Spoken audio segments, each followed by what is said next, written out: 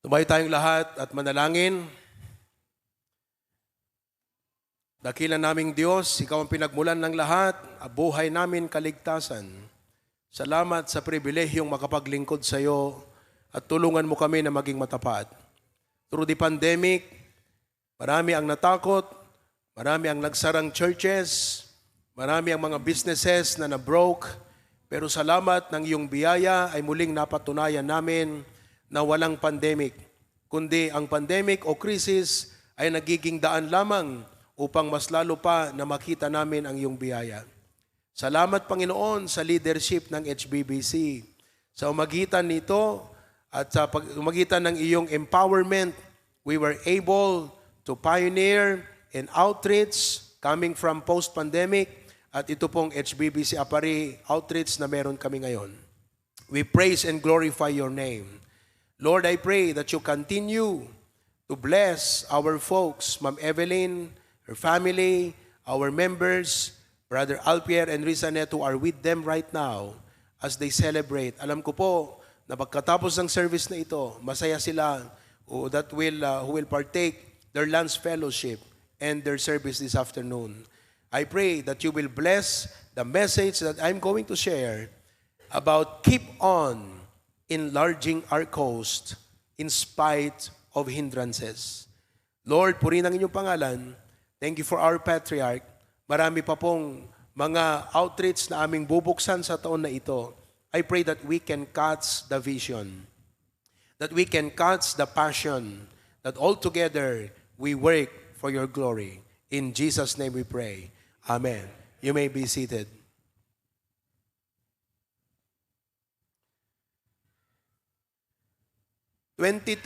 March, nag-lockdown, pero naging paraan ang ating online ministry that we could be able to reach many people. That though we were not able to come sa ating mga sanctuaries, but to God be the glory, through the Facebook online, we were able to worship from our own houses. At thank God, dahil sa online na ito, ay marami tayong naabot na mga kaluluwa.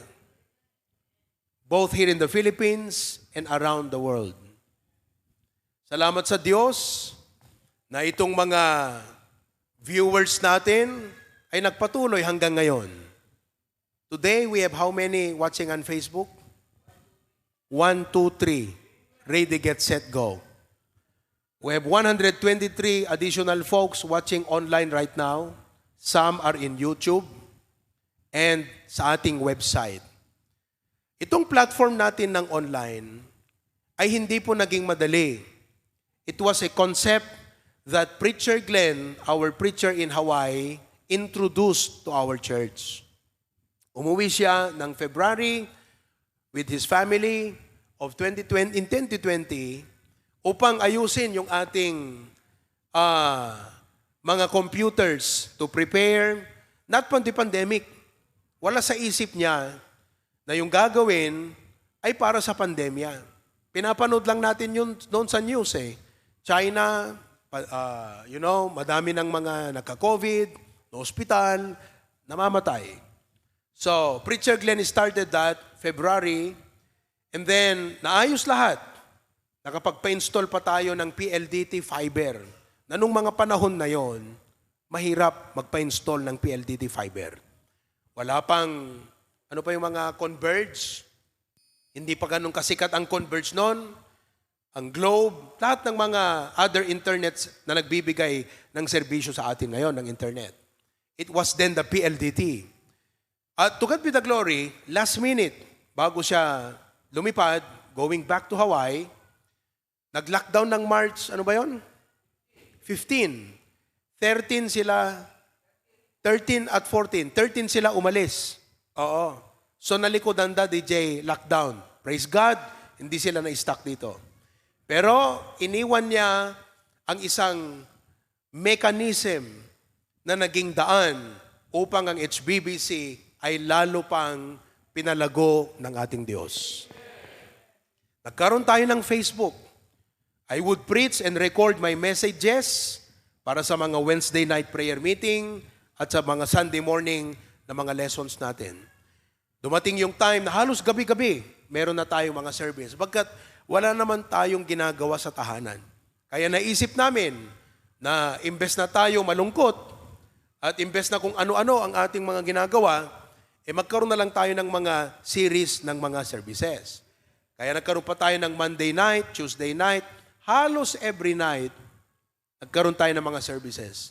Sino po sa inyo ang makakapagsabi na nung pandemic, praise God, na yung mga online services na yon naging blessing sa inyo? Taas ang kamay. They were a great comfort to us, right? And little did we know na merong mga kapatid na nanonood sa ating mga Facebook. Isa dyan si Ma'am Evelyn Villena. Palagi siyang nagko-comment. From Apari, watching from Apari, watching from Apari. Nakakatuwa. Nung magsimula tayo ng building project dito, last year, January 3, nung tayo po ay nag-commence ng ating building construction, we torn down the building, January 3 yan, 1 week later, sabi ni Pastor John, let's go to Apari. Medyo nagbukas na ang mga boundary. Alam nyo naman, nung araw, yung boundary pa dyan sa Ilocos, Cagayan, maraming requirement. Kailangan kompleto ka sa vaccine mo, kailangan negative ka sa iyong PCR o sa iyong, anong tawag doon? Rapid antigen test. Okay? So, sa biyaya ng Panginoon, nakalusot po kami. Okay? We went to Apari, and Ma'am Evelyn met us in the boundary. Nakita nyo kanina doon sa video, yung sasakyan, hiniram po niya yan. Pinalagyan niya ng tarpaulin. Welcome, HBBC, Apari Outreach. Sa aking puso, mga kapatid, parang normal lang sa akin yung mga nakikita ko na church planting sapagkat bata pa ako, exposed na po ako sa church planting. Lagi akong sinasama ni Pastor June sa mga outreach, bintar, pasukin. Kaya yung mga ganong ganap na may masisimulang gawain, naging normal na sa aking paningin. Pero ang what is amazing to me, mga kapatid, ay yung mga gawain kasi in the past, we have started many works in the past. Lasam, nagpunta pa tayo ng Bugay, nag-vision tayo ng Apari, ano pa? Alakapan, Santa Praxedes, biyaya ng Panginoon. Ang nanatili lamang sa mga simulaing yon ay ang HBBC Claveria. Ngayon lang na-revive ang HBBC Lasam. So, what was amazing to me now, ay itong HBB sa Apari, though sa aking paningin, normal. Gawain na natin yan. Ginagawa na natin. Matagal ng panahon. Pero nakakapagtaka na after 1 year, yung gawain ng Panginoon, umusbong.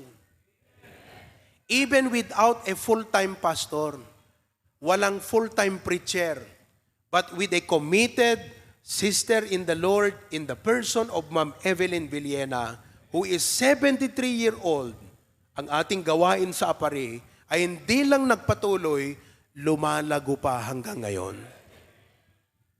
And that is also through the effort of Pastor Dennis and our folks in Claveria going almost once a month para mag-outreach, mag-soul winning, at mag-follow up.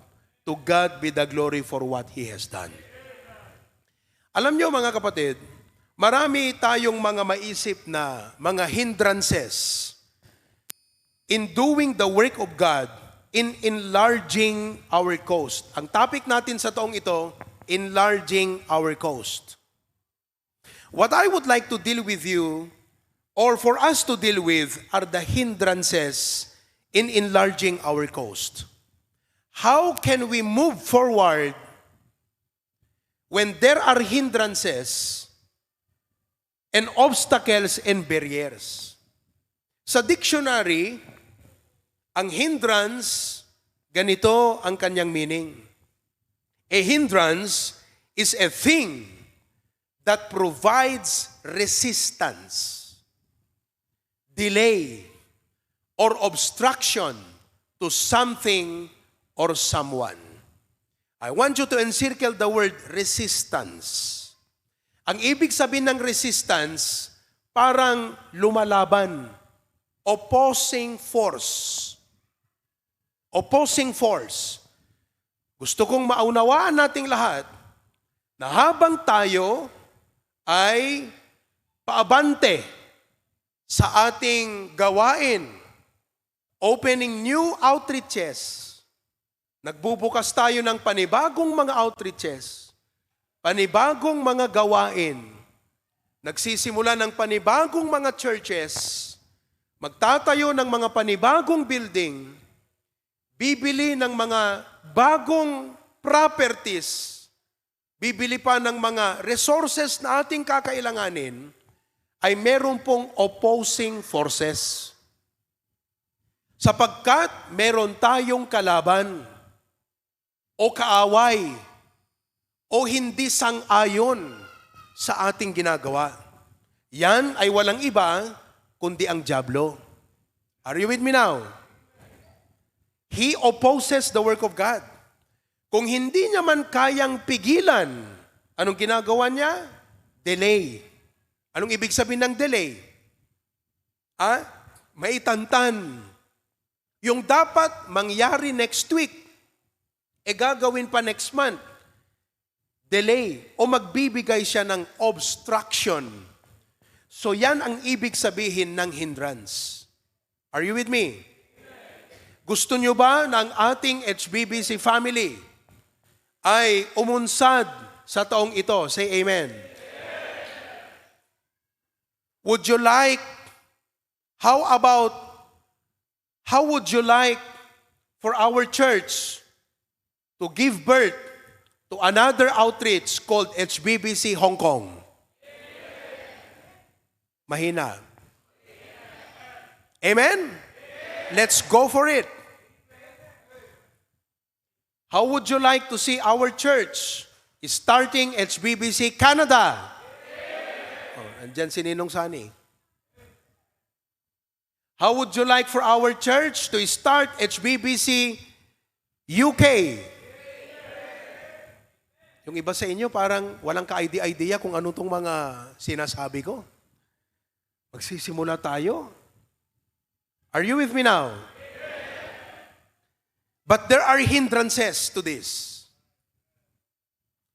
Now let me enumerate with you 3 category hindrances sa gawain ng Panginoon. Una, personal hindrance. Personal mo yan. Makakahadlang sa'yo. Number 2, ministry hindrance. Bilang church, bilang gawain ng Diyos, bilang isang pamilya ng Diyos, meron din tayong mga hindrance. And 3, society hindrance. Ano ang nakikita nating mga obstacle sa ating gobyerno? Balahid. Balakid. Balakid.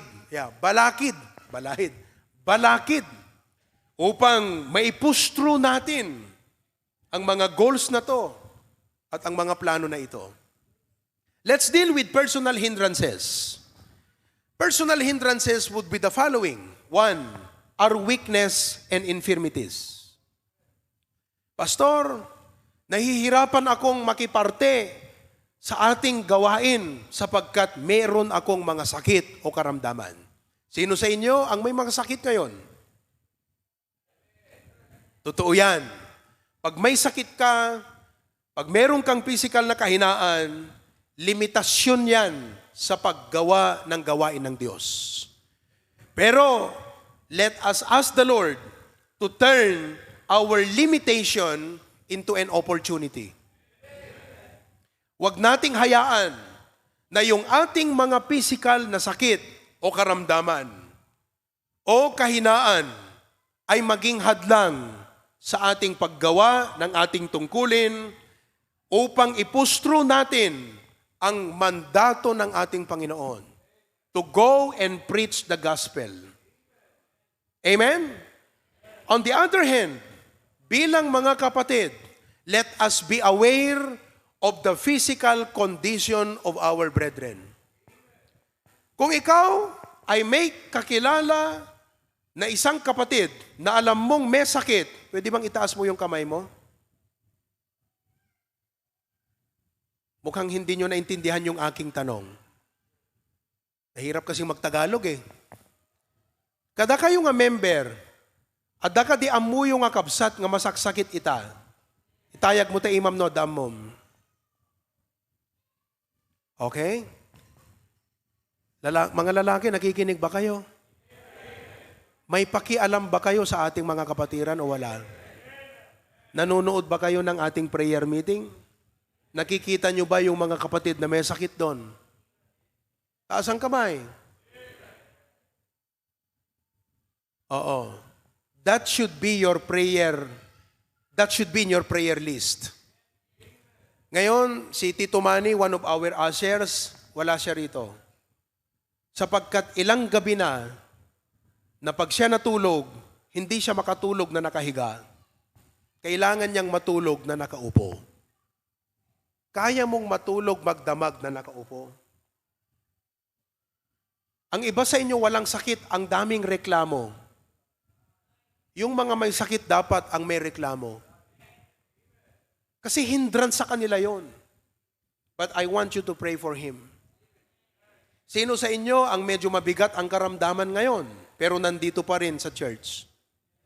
Oh. Yung iba malulusog. Nasa bahay lang, hindi pumunta sa church. Ang lalakas nyo, ang lulusog nyo, dapat nasa church kayo. Huwag ho nating hayaan na ang ating mga sakit o physical na kahinaan ang siyang gawin nating excuse na hindi natin magawa ang gawain ng Diyos. Sinusubok ka lang ng Panginoon sa pamamagitan ng sakit na yan kung ikaw ba ay magpapatuloy pa o yan ay gawin mo ng hadlang ng buhay mo. Ang ating patriarch, hindi po siya physically fit sapagkat meron siyang infirmity. Pero hindi niya ginawang excuse ang kanyang physical infirmity upang hindi maabot ang mga tao na dapat niyang abutin ng ebanghelyo ng Panginoon. What is the point right now? Let us pray for those who are sick. And those who have infirmity, do not make that an excuse. Pray that God will heal you. Pray that God will enable you. But never quit serving God. Ang pangalawang personal na hindrance o pwedeng maging excuse natin ay past faults and failures. Past faults and failures.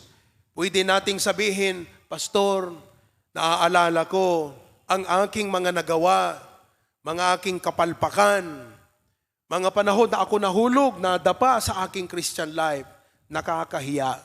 Parang hindi kaya ng aking loob na humarap, tumayo, at gawin ang kalooban o gawain ng Panginoon because my past is dragging me down. Now, you do not need to raise your hand, but lahat po tayo ay may mga nagawa sa nakaraan na pwedeng nakasira sa testimony ng Diyos. Pwedeng maging rason na manghihina tayo dahil nakokonsensya tayo sa ating mga ginawa. Pero alam nyo, ang sabi ng Biblia, forgetting those things which are behind, reaching forth unto those things which are before. If you are weak today in your Christian life, kung mahina ka ngayon in serving God, dahil bumabalik sa iyo ang iyong nakaraan, your past, I pray that God will help you be set free from the bondage of the guilt, yung guilt. Are you with me? Nang nagawa mo. At huwag ka sanang maging bitter, huwag sana tayong maging bitter dahil sa ating past, huwag sana tayong ma-discourage dahil sa ating past. Because where sin abounds, grace much more abounds. Kung hanggang ngayon ay hindi pa nakakaya ng puso mo na manumbalik sa gawain ng Diyos dahil sa mga nagawa natin sa nakaraan, kailangan mo ng restoration. At gusto kong malaman ng lahat sa atin dito, listen now, kung meron kayong nagawang kasalanan na rason na parang iniisip mo, hindi na ako magamit ng Diyos, hindi ako magamit sa ministry dahil may nagawa akong mga kasalanan, gusto kong ipaintindi sa inyo ng isa sa mga susi upang makabangon ka ay ang lingkod ng Diyos. Lalapit ka sa Diyos sa magitan ng paglapit mo sa pastor at sabihin mo sa kanya, Pastor, tulungan mo akong ma-restore. Hanggang hindi mo gagawin yan, mahihirapan kang makabalik sa gawain ng Panginoon. Approach your pastor and ask him to help you be restored. And your pastor will help you be restored. The pastor is not here to pin you down, to judge you, or to condemn you. Yes, we will do corrective measures. We will do a procedure of discipline. Pero hindi po yan gagawin ng pastor upang gawin kang imprisoned. Are you with me? Sapagkat gusto kong malaman, ang totoong nag-i-imprison sa'yo ay yung kasalanan mo. Ang totoong nag-i-imprison sa'yo ay yung worldly influence ng buhay mo. Ang totoong nag-i-imprison sa'yo ay ang barkada mo. Hindi kailanman ang salita ng Diyos ang nag-imprison sa buhay ng Kristiyano. Kaya't ang gagawin ng pastor is to help you be set free from what enslaves you upang ikaw ay magkaroon ng loob na maganda, matiwasay, makapaglingkod sa Diyos ng may malakas na kalooban.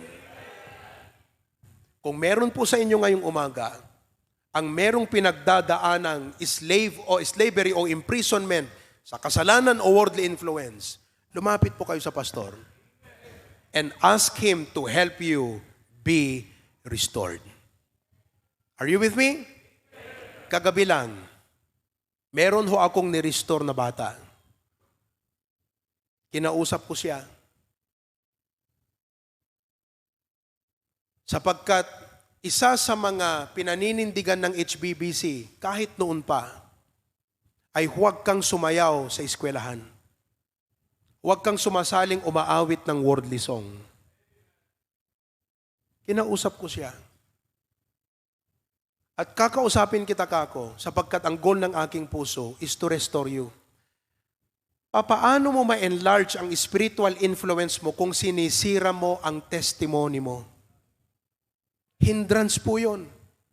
How can you enlarge your spiritual coast if your spiritual influence, you are ruining it and destroying it? In the presence of his father, ang tatay niya talagang, Pastor, I love my child. Gusto ko siyang makabalik sa gawain ng Panginoon. Usap po kami.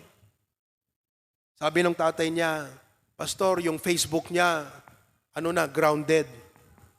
Limitado na ang mga pwede niyang makommunicate. Naunawaan ko yung puso ng bata. Pagka may ganong mga disciplinary measures na ginagawa, feeling ng mga young people, parang hinihigpitan mo. Feeling nila hindi makahinga sapagkat mali yung point of view nila. Iniisip nila na yung ganong mga disciplinary measures ay parang sinasakal mo sila. Inaalis mo yung kaligayahan nila. Pero sa totoo lang, hindi mo sila sinasakal sapagkat ang totoong humahad lang sa kanila ay yung kanilang ginagawang hindi tama. Yung kanilang maling appetite, yung kanilang maling barkada, yun ang humaharang sa kanila. Yun ang humahadlang, obstacle o hindrance sa kanila. At sa magitan nito, kako sa kanya, huwag mo sanang isipin na nasasakal ka. Ginagawa namin ito so you will be set free from this barkada at makabalik ka sa iyong paglilingkod sa Panginoon. Are you with me? Gusto niyo po bang magamit kayo ng Diyos? Gusto niyo bang magamit ng Diyos ang inyong spiritual influence? Alam niyo po, HBBC will move forward this year with you or without you. Kaya ho, kung ako sa inyo, sabihin natin, Panginoon, tulungan mo ako, help me get restored at makabalik sa gawain. Past faults and failures. Number 3, personal hindrance, lack of skill. Pastor, hindi ako magamit sa Diyos, sa gawain ng Diyos, sapagkat kulang ako sa talent. You know what? Listen. The first thing that God is looking for is willingness. Your willingness, because God can give you talent. Another hindrance, trials and problems. Pastor, ang dami pong mga problema. Ang daming pangangailangan. Ang dami pong mga kabigatan, difficulties. Hello? Sino po ang may problema ngayon? Taas ka ng kamay. Sino po ang alam nyo yung totoong problema ng buhay nyo? Kasi minsan, yung problema natin, hindi naman supposed to be problem natin yon. Yung alam nyo talaga, Pastor, ito talaga yung problema ng buhay ko ngayon. Taas ang kamay. Oh, very good. May mga pagsubok po tayo ngayon. Amen. Pwedeng maging hindrance yan. Sino po sa inyo ang, ganito, wala ka sana sa church ngayon kasi may problema ka, pero pinilit mong makarating. Amen. Problem should not be a hindrance. And lastly, personal hindrance, your carnal self. Pag sinabi nating carnal self, the word carnal means karne. Are you with me? It means flesh, laman. Ito po yung impluensya sa ating buhay na ang humahatak sa atin ay yung sarili nating nature o tinatawag na human nature. Your number one enemy or hindrance in enlarging your coast, your number one problem na dapat i-deal mo is yourself. Your carnal nature. Father, sino pong fathers dito? Oo. Yan ang una mong dapat patayin. Una mong i-deal so that you can have a strong spiritual influence to your children.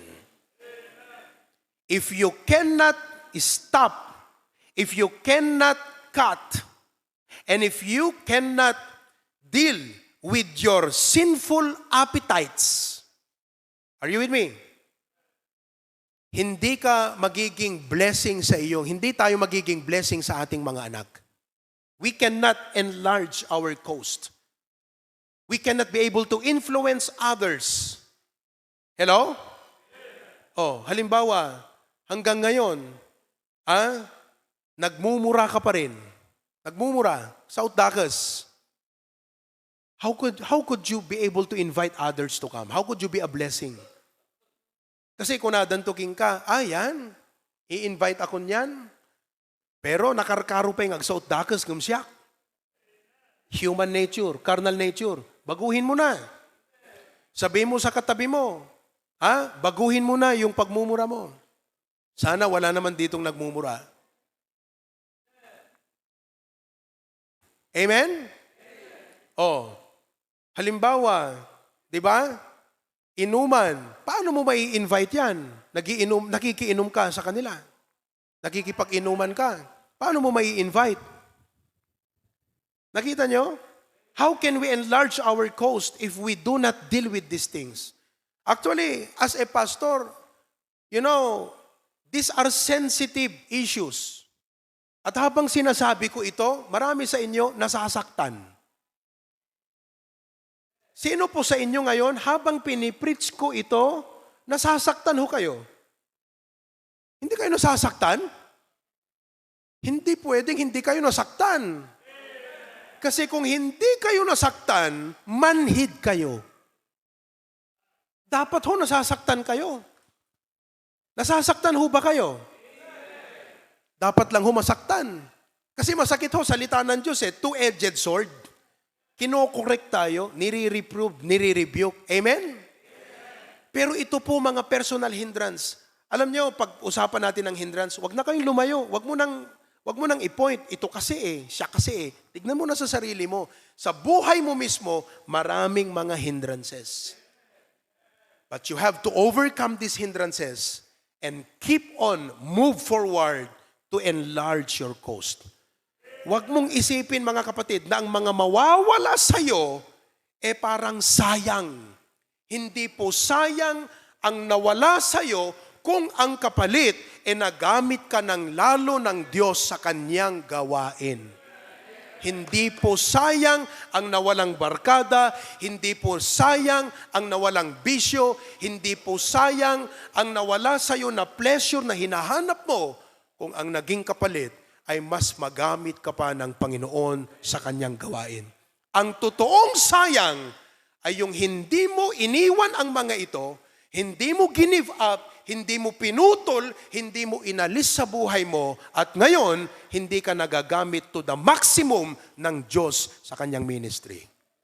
Yan ang totoong sayang. May talento ka, may potential ka, may buhay ka, may resources ka, may position ka, may influence ka, pero hindi ka magamit ng Diyos sapagkat hindi mo alam i-deal o alisin ang mga hindrances na ito.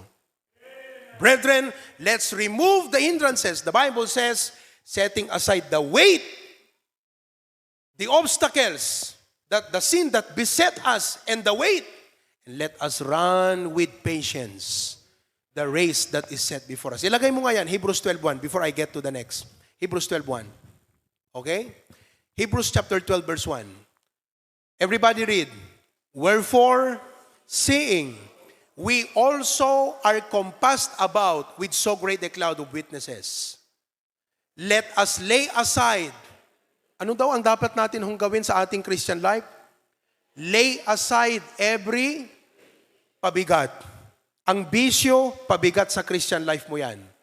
Kasi pag Kristiyano ka, ang goal mo, mag-serve sa Diyos, magamit sa ministry, lumawak ang influence mo, makapag-soul win ka, ma-invite mo ang friends mo, ang relatives mo, ma-influence mo ang family mo, anong gagawin mo? Remove the weight. Ang bisyo, pabigat yan. Ang masamang barkada, pabigat ho yan. Pabigat ho yan sa paglingkod mo sa Panginoon. And the sin which that so easily beset us. Ano yung sin? Ito po yung kahinaan natin. Dagiti banag nga mangitiklub kada tayo. Wait, nandito ka ngayon. Kaharap mo ang pastor. Nakabukas ang Biblia. Ang Holy Spirit nagdidil sa'yo. Okay ka pag uwi mo. Nandun na naman yung mga barkada mo. Hawak mo na naman yung cellphone mo. Social media. Parang wala. Balik ka lang sa dati. Hindi ba nakakapagod yun? Di ka pa napapagod sa Christian life mo? Andito ka sa church, bless ka. Pag uwi mo, balik sa dati. Walang improvement. You are not moving forward. You are not growing. You are not having a progress in the grace. Marami kang namimiss na will ng Diyos. Marami kang namimiss sa buhay mo na pagpapala, na biyaya ng Diyos sapagkat masyado kang selfish, self-centered, sarili mo lang ang inaatupag mo. And you never were willing to deny yourself upang magawa mo ang kalooban ng Diyos. Mga kapatid, I challenge and encourage each and every one of us, hindi po worth it ang mga ito. Hindi po worth it. Ang worth it sa buhay natin ay walang iba kundi ang Panginoong Jesus. Ang worth it sa buhay natin ay walang iba kundi gawin natin ang kalooban ng Diyos. Brethren, let us keep on and let us move forward. Let us deal and surrender to the altar today our personal hindrances and excuses and say, God, here is my life. I surrender to you. Use me. Use me, dear Lord. Number 2, hindi lang po personal hindrances, ministry hindrance. Ito naman, usaping church. Tayo bilang church, tayo bilang isang family, hindi lang sa Bacara, Pasukin, Claveria, Lawag, lahat po tayo. Bilang isang church, ito po ang pwedeng maging hindrance ng buhay natin. Number 1, insufficient resources. Pastor, kulang tayo. Mga kapatid, gusto kong maunawaan ng lahat. Pinagpipray nating makabili ng property sa Vintar. Pero wala tayong pambili. Gusto nating makabili ng property sa Sarat. Sarat, hello? Pero wala pa tayong pambili. Gusto din natin makabili ng property sa Dingras. Pero wala pa po tayong pambili. Gusto rin natin makabili ng property soon, the future, sa Nicolas, Batak, Paway. pero wala pa tayong pambili. Pero kahit wala pa tayong pambili, hindi po yan hadlang na hindi tayo makapagsimula ng outreaches natin. Marami pong mga churches na ginagawa nilang rason o excuse yung kawalan ng building. Wala kasi kaming building, kaya hindi kami pwedeng makapagsimula ng church. Pero alam nyo, by the grace of God, the Lord has provided. Hindi man siya nag-provide ng property, pampatayo ng building, ang provide niya, mga tao.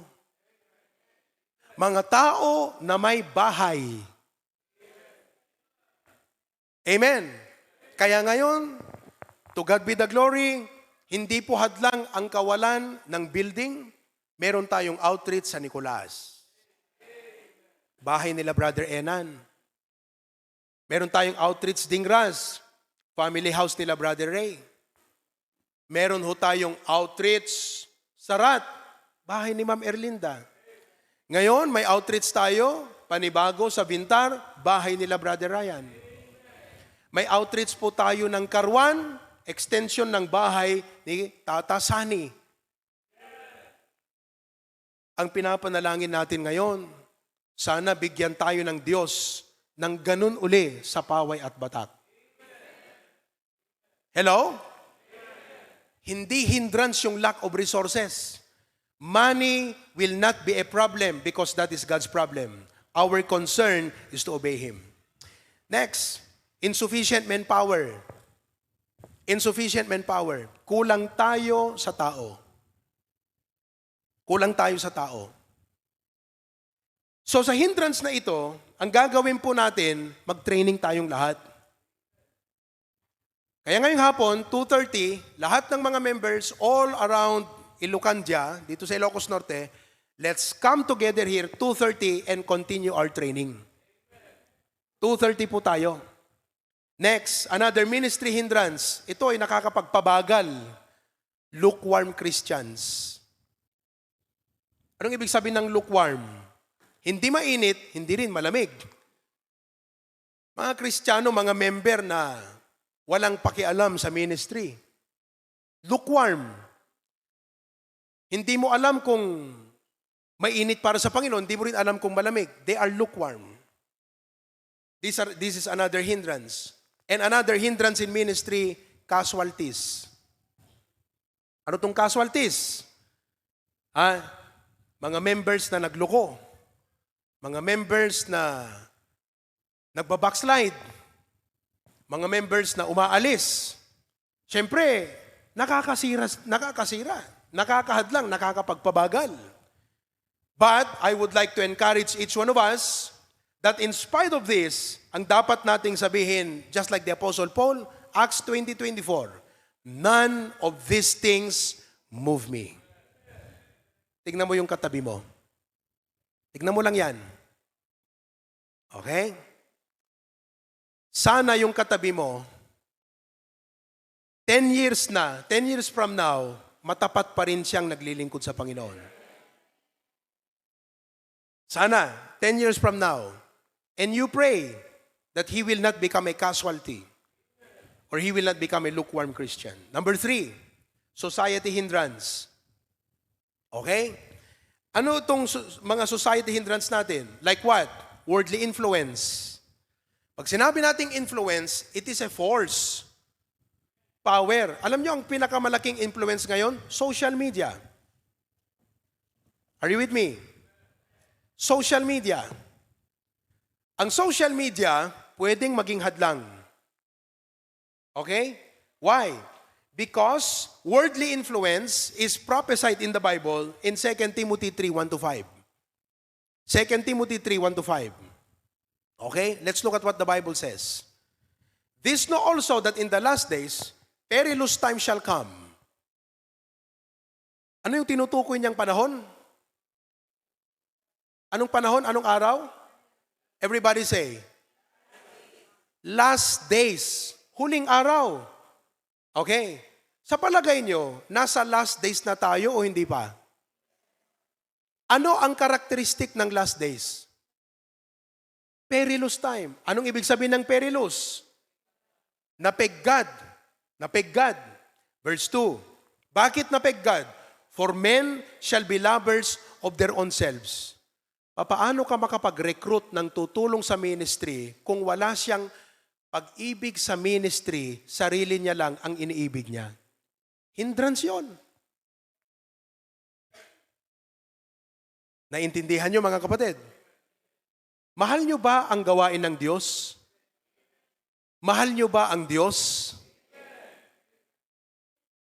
Mahal niyo ba yung gawain ng Diyos na pagpapahayag ng gospel? Are you glad, by the way, are you glad you're saved? Would you like others to be saved? Would you like our church to be an instrument para ang mga taong ito ma-save? Now, do you love the ministry? Because if you do not love the ministry,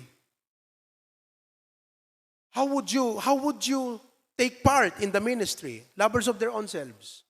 Ano pa? Covetous, boasters, yabang, proud, blasphemers, disobedient to parents. Mga anak, gusto nyo bang magamit kayo ng Diyos? Sino dito ang mga anak? Itaas nga ng kamay. Would you like God to use your life? Ano ang hadlang? Do you know what is the hindrance? Disobedience to parents. Mga anak na pasaway. Mga anak na hindi nagpapasakop sa magulang. Hindrance yan. Ano pa po? Unthankful. Unholy. Continue. Without natural affection. Truce breakers. Alam niyo yung without natural affection? Yan po ang matinding hindrance ngayon sa atin. Oo, walang natural na pagmamahal. And it also includes, mga kapatid dito, yung as a mother, you have no natural affection as a mother. As a father, wala kang natural affection as a father. In other words, people become irresponsible of their role in life. You are an anak, pero wala kang affection bilang anak. So you are an irresponsible kid.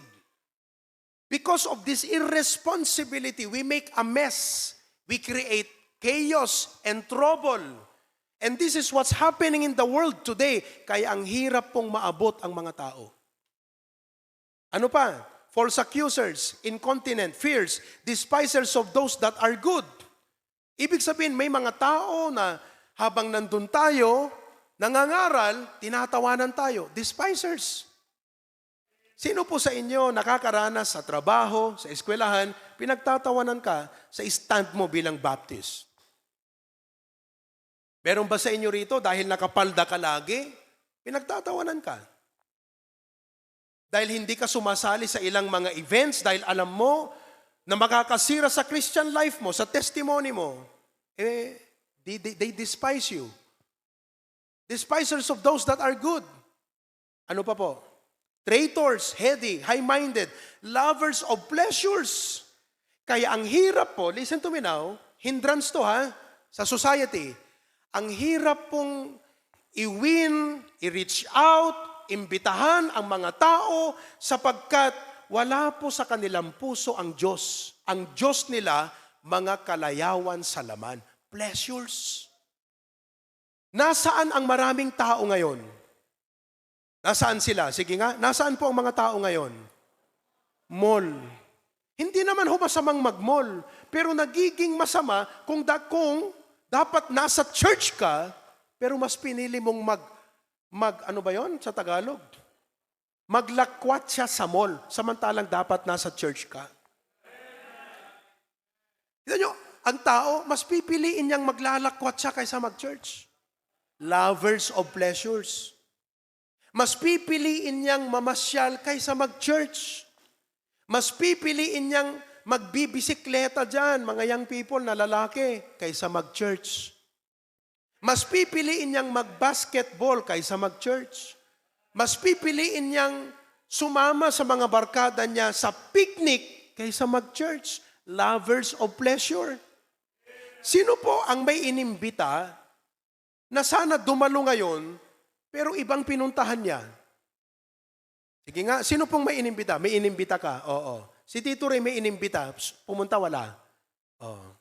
Tita Beng, may inimbita ka? Hindi po ako nagpapaunang tanim ng negative sa inyo. Pero according to the Bible, ang hirap pong mag-invite pagdating sa church. Kung ang imbitasyon padaya, palanit, pabornit, naku mga kapatid, kahit hindi mo pa inimbita, nandyan yan. Oo. Bakit po? Yan po yung nature ng tao. Para sa kanya, hindi niya nakikita yung halaga ng Diyos. Hindi niya nakikita yung halaga ng Biblia, yung church. Ang mahalaga lang sa kanya, tiyan. Ang mahalaga lang sa kanya, sariling kalayawan, kasayahan, ragragsaklat, importante, ininom. Yun lang ang mahalaga sa kanya. Barkada, yun lang ang mahalaga. Hindi niya nakikita yung halaga ng church. Kaya ang hirap pong mag-reach out ngayon. Hindrance ang pinag-uusapan natin. Hello? Ang hirap, okay, pumunta naman tayo sa mga kabataan. Ang hirap mag-reach out sa kabataan ngayon. Bakit? Ang dami pong nakatagong anomalya sa buhay. At kung if I will call it hindi anomalya, animal sa buhay.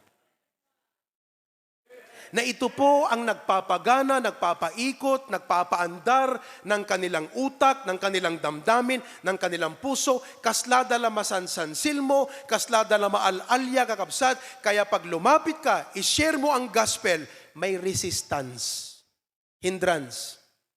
Ang hirap makapasok sa kanilang kalooban. Bihira na yung mga kabataan ngayon na pag binuksan mo ang Biblia, nakikinig ng taimtim at taus-puso. Kahit nga sinabing save, nasa church na yan, nagpipreach ang pastor, hindi nakikinig. May resistance sa puso. Maraming animal sa utak. Ang hirap po ngayon. Nakikita niyo yung challenge na ating hinaharap sa ating enlarging our coast? Challenge po yan eh. Mga magulang, kung meron kayong anak na mga teenager, hindi ba kayo nahihirapang akayin sila sa Panginoon? Na pagka minsan, bilang mga magulang, kailangan mo pang sabihin, o anak, bibilhan kita ng bagong sapatos. Pag nag-church ka, ano ka ba? Ang cheap mo naman. Cheap naman ng commitment mo. Para lang makapag-church ka, kailangan mo ng bagong sapatos. Hindi mo kailangan ng bagong sapatos para makapag-church. Ang kailangan mo lang ay maunawaan mo, niligtas ka ng Diyos at magpasalamat ka. Yan ang dahilan bakit dapat nasa church ka. Sapat na dahilan na ikaw ay nagpapasalamat sa Diyos upang mag-church. Huwag mong gawing dahilan yung bagong sapatos para mag-church ka. Mababaw po na dahilan yan. Worldly po na dahilan yan. Dahilan po yan ng tao na mapagpaimbabaw. Hindrance. Ang daming obstacles, di po ba? Oh. Challenge. Ngayon, pero alam nyo, baliktarin naman natin. Pastor, ganun pala ang challenge. Huwag na tayong mag-enlarge. Tayo na lang mag-fellowship. Di ba? Okay naman na tayo. Okay na ba kayo? Okay naman na tayo. Tayo na lang, mag-service na lang tayo. Antayin natin ang pagdating ng Panginoon. Anyway, save tayo. Wala tayong paki sa kanila. Hindi naman ho pwedeng wala tayong pakialam sa kanila. Dahil sila po may kaluluwa at patungo sa impyerno, kailangan nilang ating abutin sila, mga kapatid. Kaya in spite of these hindrances, let's keep on. In spite of these challenges, in spite of this obstruction and obstacles, patuloy pa rin tayo. Ako bilang pastor, sinabi ko na sa aking sarili, Panginoon, may mga young people na ma-revive, may mga young people na sumama o wala. Panginoon, ikaw lang ang nakakaalam, pero ako, magpapatuloy ako sa aking gawain. Magpapatuloy akong mangaral, magpapatuloy akong mag-preach. Kaya sasabihin ko sa inyo mga young people, sasama kayo't hindi, partner kayo hindi, natatouch kayo hindi, nako-convict kayo hindi, ang sa akin lang, sana makonvict kayo, pero kahit hindi kayo makonvict, ang sa akin lang, magpapatuloy pa rin ako sa gawain ng Diyos. I'll keep on preaching, I'll keep on teaching, I'll keep on praying. Why? Because I know it's not in vain. Papatuloy pa rin. Let's keep on in spite of the hindrances. So, personal hindrance, ministry hindrance, Marami pang society hindrance, pero sige, i-enumerate ko na lang. Ano pa? Unbelieving families and friends. Apo, ado nga minakantsaw. Ado akantsaw. Criticisms. Kansyansyawan da ka. Tila dapap papanam, agbagtit kan. Sino ka da kayo di makanggang pelakas da ita? Bagtit kung kuna daging ka. Pero ikaw, wag kang patinag. Oo, ano pa? Pandemic. Pero alam nyo, to God be the glory, by the grace of God, hindi po tayo nagpatinag. At church natin, hindi po nagpatinag sa pandemic. As I close, how to keep on in spite of hindrances? Paano po tayo magpatuloy sa kabila ng mga challenges na ito? Number 1, stay focused on the Lord. Stay focused on the Lord. Hebrews 12:1-3, looking unto Jesus. Pag tumingin ka sa sarili mo, maawa ka. Self-pity. Pag tumingin ka naman sa iba, tignan mo yung katabi mo, nakaka-discourage ba? Pero tumingin ka sa Panginoon. Anong gagawin mo pag tingin mo sa Panginoon? Pag sinabing tumingin ka sa Panginoon, wag yung tumingin lang. Ano yun, magic? Tumingin ka, taka sa labas, tingin ka sa Panginoon. Asan ang Panginoon diyan? Paano nakakapagbigay lakas sa aking magpatuloy ang pagtingal ako sa langit? Ang ibig po sabihin ng tumingin sa Panginoon, sa pananampalataya at isip mo, i-consider mo ang sakripisyo ni Kristo sa krus. Na dahil sa kanyang pagmamahal sa atin, because of His love for you, ang utos ng Ama ay dapat mamatay siya sa krus, na kahit siya ni-reject, at kahit ano ang ginawa sa kanya physically, harm, hurt, pain, people left him, even his own disciples left him, lahat ng ito, hindi po naging hadlang sa kanya. Nasundin ang kalooban ng Ama, nilakad po niya ang daan patungong Golgota, doon sa bundok. At siya ipinako sa krus. At siya namatay, nilibingat na buhay, upang tayo ay magkaroon ng kaligtasan. Na ang sino mang sumampalataya sa Kanya ay huwag mapahamak, kundi magkaroon ng buhay na walang hanggan. Kaya tayo ligtas ngayon dahil tinanggap natin si Kristo. At bakit siya naging tagapagligtas natin? Sapagkat siya namatay sa krus, hindi naging hadlang sa Kanya yung Kanyang sakripisyo. Number 2, consider hindrances as blessings in disguise. Pag may mga problema o trial sa buhay mo, mawalan ka ng trabaho, magkaroon ka ng sakit, wala kang pera. Sino pong walang pera ngayon? Taas ka ng kamay. Wow. Okay. Taas ka ulit ng kamay. Baka matouch yung katabi mo. Pero alam mo, pag may trials ka, marami kasing mga believers na okay, pagpunta sa church, alam mo, I like your church, I like your pastor, gusto ko yung singing nyo, maganda lahat. Pero pagdating ng problema, hindi na bumabalik. Okay? Why? Because they allow problems to hinder them. Romans 8:28, one of my favorite verses. Kung matured ka na Christian, nauunawaan mo to. Basta dumating ang problema, hindi ka dapat mag-backslide. Hindi dapat mag-complain yung puso mo. Kundi sabihin mo, Panginoon, inayahan mong mangyari ito, nasa trono ka, alam mo ang lahat ng buhay ko, nakikita mo ngayon, nakikita mo kinabukasan, at alam ko na sa puso mo, what you have in your heart is a good intention for me. And you can turn my hindrance to become a blessing. Ang pandemic, naging hindrance sa atin. Inaamin natin yan. The pandemic hindered us from coming. Kaya hindi tayo nakapag-attend sa ating kapilya, di ba? The pandemic hindered us from fellowship, physically. Pero kahit pa man ganon, we were not discouraged with the hindrance. We trusted God. And this seemingly hindrance called pandemic became a blessing to our church. That is why, as a result ng blessing na yan, live stream, online, ang daming nanonood around the world, nakapagsimula tayo ng ministries. Sila Ma'am Erlinda Lianyo, nasa Washington, Nanonood sila sa atin noon. At dahil dyan, mayroon tayong sarat. To God be the glory. And many more. Number 3, paano ka magpatuloy? In spite of the hindrances, be strong in the grace of God. Be strong in the grace of God. Number 4, pray instead of worrying. Are you worried? Sino sa inyong may anxiety? Pray. Pray. Dalhin mo yan sa Panginoon. Sabihin mo yan sa Diyos. Number 5, pinakamahalaga dito. Listen now. Number 5, everybody read.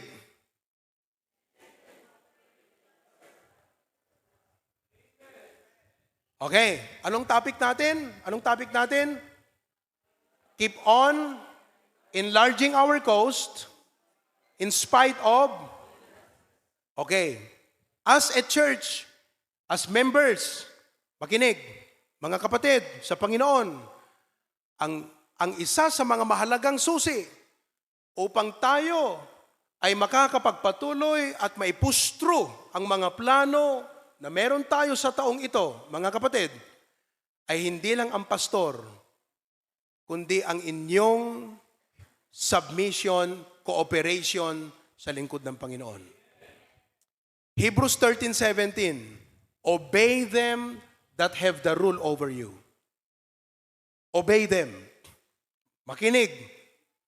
Submit yourselves, for they watch for your souls, as they that must give account, that they may do it with joy, not with grief, for that is unprofitable for you. Tingnan nyo. Tingnan nyo ang gawain. Tingnan nyo ang Kristiyano. Tingnan nyo ang isang family. Lumalago yan pag nakikinig sa pastor.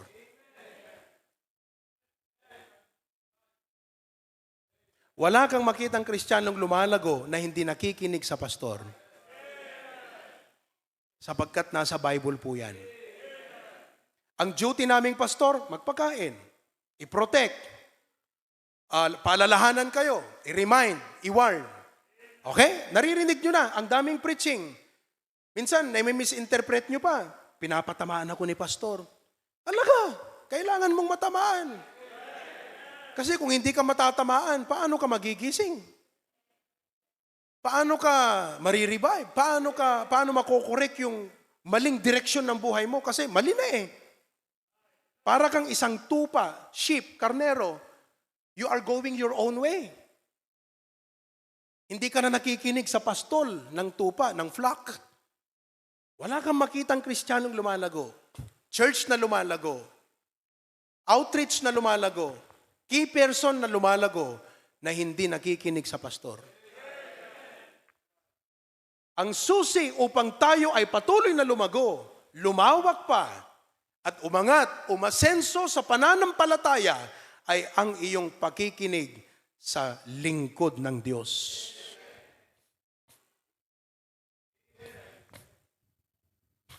Hello? Bibigyan ko kayo ng example as I close. Joshua tayo. Ito po'y closing na. Okay? Joshua 6. Ang kwento, sa Joshua chapter 6, yung Israelites, led by Joshua, nandun na sila sa Promised Land. Okay? At isa sa mga una na dapat nilang i-conquer is a walled city called Jericho. Alam nyo, sa buhay nyo, meron kayong mga Jericho. Ha? Baka may pangalang Jericho dito, ha? Okay? May mga Jericho kayo sa buhay nyo. Mga hadlang, mga nakabara, nakaharang, na hindi nyo maranasan ang promised land o pagpapalang totoo ng Diyos sa buhay ninyo. Jericho. Are you with me now? Okay. Ngayon, tignan natin paano nila nakangker ang Jericho. At i-apply natin bilang church, paano natin ma-overcome ang mga hindrances na ito at ma-push through natin, magtagumpay tayo sa mga gawaing inilaan ng Diyos para sa atin. Nakikinig po ba kayo? Kasapi, kasabwat, kasama ba kayo sa aking tinutukoy na mensahe ngayon? Do you feel na kasama kayo o parang Nanonood lang kayo sa akin. Sino po sa inyo could say na, Pastor, yung point, yung as a church, Pastor, kasali ako dyan. Sali ako. Taas nga ng kamay, kasali ako. Okay, kasali ka. Okay. So tayo yung Israelites, ha? Ako yung Joshua. Pastor Jun ang Moses natin. Buhay pa ang Moses natin, by the way. Okay? So ito na. Tingnan natin ang nangyari, ha? Verse 1. Verse 1. Now, Jericho was straightly shut up. Nakaharang. Nakasara. Hindi sila makapasok. Because of the children of Israel, none went out and none came in. Paano nila ngayon i-conquer to? Are you with me? Tapos ito mga kapatid, walled city. Anong ibig sabihin ng walled city? Napalibutan po siya ng pader. Na ang lapat ng pader ay pwedeng maglakad ang 4 hanggang 5 kabayo sabay-sabay. Paano mo i-penetrate yung city? Pero kailangan mong i-overcome yan. Again, lahat po kayo, lahat tayo, may Jericho sa buhay. May Jericho. Okay, tignan nyo. Paano nila na-conquer ang Jericho? Verse 2 to 5. And the Lord said unto Israel, Amen? And the Lord said unto Israel, sino po ang nilapitan ng Diyos na kinausap? Leader. And the Lord said unto Joshua, See, I have given into thine hand Jericho. Tignan mo, ibibigay ko sa kamay mo ang Jericho. And the king thereof and the mighty men, lahat yung mga hadlang na yan, you will conquer them. 3. And ye shall compass the city, all ye men of war. Ininstrakan ng Diyos si Joshua. Amen. And go round about the city once, thus shalt thou do 6 days. So, ibig sabihin, bawat araw, they go around the city for 6 days. Okay? And then, verse number 3, and 7 priests shall bear before the ark. Ibig sabihin, magtalaga ka ng mga key people mo. Maglagay ka ng coordinators. Ye shall have 7 priests shall bear the ark, 7 trumpets of ram, and the 7th day, sila yung mauuna, sila yung tutunog ng trumpet. They will give the signal. Kaya mga key people, kayo yung tumutulong sa pastor para signalan ng lahat ng member. Para sabihin sa mga member, kaya makinig ko kayo, wag ho kayong masaktan o parang magsama ng loob pag tinatawagan kayo ng mga coordinators ng pastor. Sapagkat inatasan ko yan. Pag may absent ngayon, tatawagan ng coordinator yan. Kapatid, nasaan ka? Ba't wala ka sa church? Sila po yung nag-signal eh. Sino po sa inyo natawagan na ng coordinator? Siguro yung mga nasa ibang outreaches. Patuloy tayo. 5. Okay? And it shall come to pass that when they make a long blast with the ram's horn, pag tumurog sila, tututut, all the people shall shout with a great shout, and the whole city shall fall flat down, and the people shall ascend up every man straight before him. Yan ang gagawin nyo, instruction.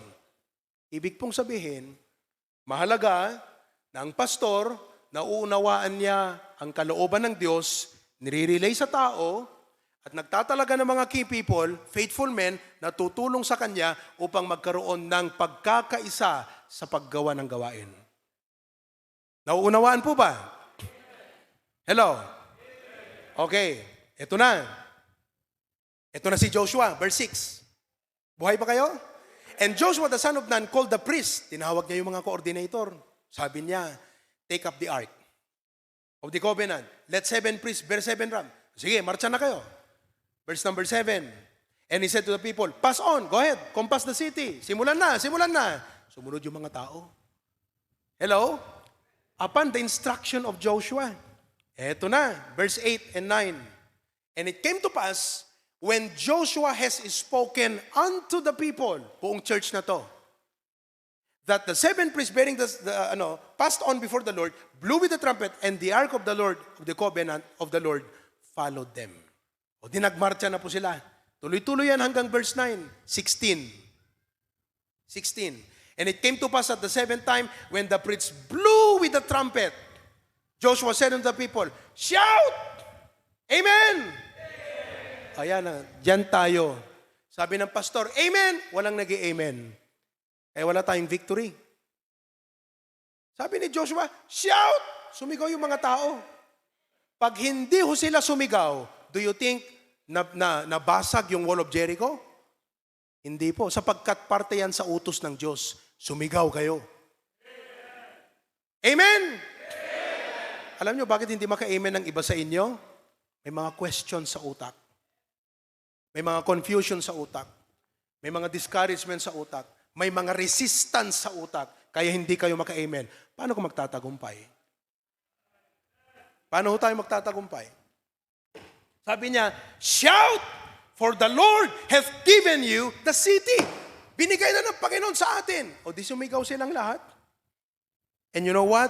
The impossible became possible. Verse 20. So the people shouted when the priest blew with the trumpet. And it came to pass, when the people heard the sound of the trumpet, the people shouted with a great shout that the wall fell down flat. So that the people went up into, ayun na, they were able to conquer the city. All of God's people say, yeah. Paano po nangyari? Paano po nangyari? Because there was leadership. And there was leadership, there were key people. And not only that, there were obedient people. Alam niyo ang susi, so we can keep on and enlarge our coast? Listen and cooperate with your pastor. Ina-announce ko na sa inyo, mamayang hapon, nandito dapat lahat tayo. Cooperate with your pastor. The impossible became possible. They trusted God, they submit to His will, and bless God, they were able to conquer the city. Every head be bowed, every eye be closed. Dalangin po tayo. Dakilang Diyos, salamat po sa example ngayong umaga. Itong story of Jericho. It's a walled city. And it represents the hindrances. Our personal hindrances. Our weakness.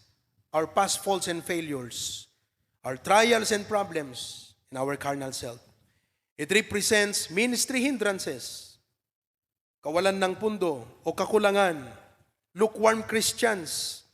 Mga pasaway na members. Panginoon, these are hindrances. Society hindrance, napakalakas ang hatak ng mundo. Ang hirap mag-reach out, ang hirap mag-invite, maraming open doors, pero ang tao, maraming resistance sa kanilang puso. Maraming resistance sa kanilang isip. Nakakaranas po kami ng mga criticism, opposition, at lahat-lahat pa. Pero Panginoon, naniniwala kami, by your grace, we can conquer these hindrances. We can conquer this Jericho. And we can enlarge our coast. If only we will look to you, we will be strong in the grace. We will pray, and we will learn to listen and cooperate with your servant. Panginoong Diyos, hangkam ko maagawid apo nga di man lang nakonbiktar ti puso mi. Kat agbalbaliw kami apo Diyos, nga i-conformity biyag mi apo gan ka. Apo, no adda ka di kina-pride ka da kami. No adda ka di, apo, bitterness ti puso mi. No adda ka di, dagiti problema iti panagbiag. Dagansen, worries. Tulungan na kami, apo, nga makangker digiti nga bambanag. Kwamti gloria gandayaw. Every head be bowed, every eye be closed. I want you to have this moment of prayer. Just 2 minutes, wherever you are. I want you to pray right now. Kasaritam ti apo. Tell God, what are the Jericho in your life? What are the hindrances in your life? And ask God to help you overcome them. Ask God to help you keep on going in spite of these hindrances.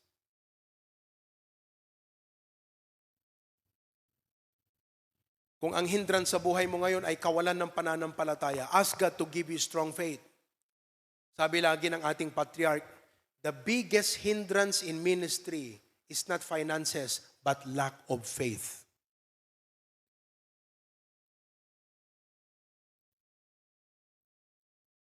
You do not let this message pass without changing your life. Dear Lord, thank you so much. Thank you for the message.